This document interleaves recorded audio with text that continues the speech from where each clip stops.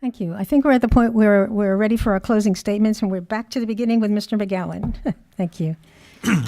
Well, first of all, I'd like to thank the League and the Chamber for organizing this event tonight.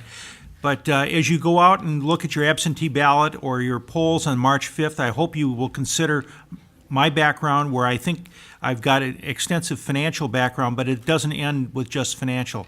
I want to take the type of analytical approach to all decisions before the City Council. In other words, we need to do an open book analysis looking at the pros and cons of every decision, whether it be an additional officer at the school or whether it be how we deal with Butcher Hill.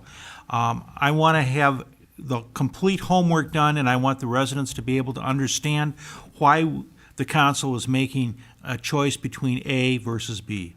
I thank you and encourage you all to vote. Mr. McCarthy. Thank you all for coming and for staying, spending the evening with us. We appreciate it. I spent the last 39 years working with bad guys and cops. So I typically address everything head on.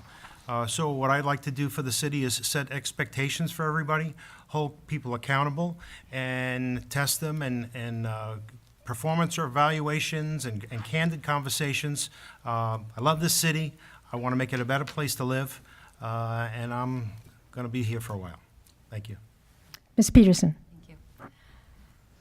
Thanks to everyone for coming, and some of you have been here for both forums, so I appreciate that. Some of the candidates are calling that the city needs new leadership. So let me paint you a picture about what the new leadership would look like if some other candidates get elected. Measure D failed. Measure E would have failed. There are some recommendations that we're looking for from the Finance Advisory Committee that are very, I would say, a little bit more simple, like grant funding or additional revenue sources, or what do we do with pensions, or things like that. And so far, not because we've been obstructing them or not providing them information, is that some of these studies take a long time. So I'm not quite sure if you would get the new leadership you're looking for, if you're in finding people that are indecisive or cannot come up with any recommendations. So I am urging you to vote and keep incumbents, because we're voted #1 city to live in for a reason. Thank you. Thank you. Ms. Lozey. Well, I'm going to finish where I began. I'm running for city council because I strongly believe we need new leadership.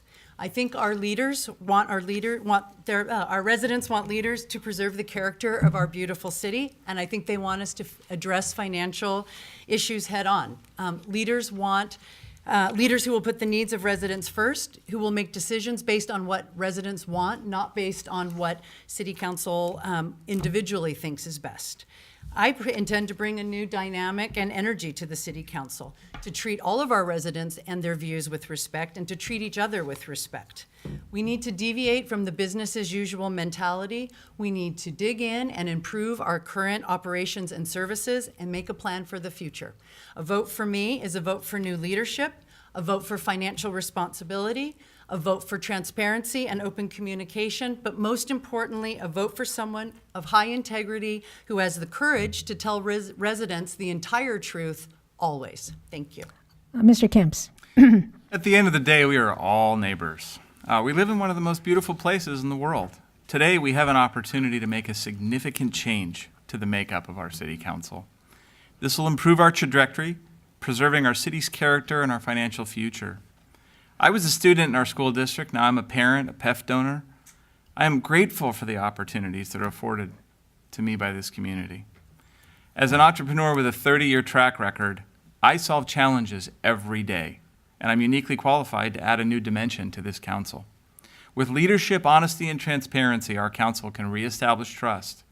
We can overcome these challenges, and we can prepare our beautiful city for the enjoyment not only of our children, but of our grandchildren. Please help protect Palos Verdes Estates by making me one of your 3 votes. Thank you. Ms. Lozey. Ms. King. Ms. King. It's been a rough night on that. Thank you so much to the League and the Chamber and for all of you for attending. I want to talk about experience. Experience matters. This is a difficult job. It takes time to understand all that it involves. For example, this evening you heard the City Council deals with budgeting, pension liabilities, Planning Commission appeals, trails, communication, etc. Each time I've had the opportunity to deal with these and other issues, I feel more capable and better prepared to deal with that type of issue the next time it arises. And it's helpful to have someone with experience deal with new issues, sharing what didn't work before so that new change can be productive. Experience is also important in building relationships with our neighboring cities, our county representatives, and our state legislators. During the past 4 years, I've built those relationships, and that will help our city address those issues that require regional and statewide approach. Every single member of our council is in his or her first term, and there will be one new member on the city council. I urge you to cast at least one of your votes for experience. Thank you. Thank you very much. Well, we could have squeezed in one more question, but we're not going to. So on behalf of the Chamber and the League of Women Voters, we would like to extend our gratitude. Thank you.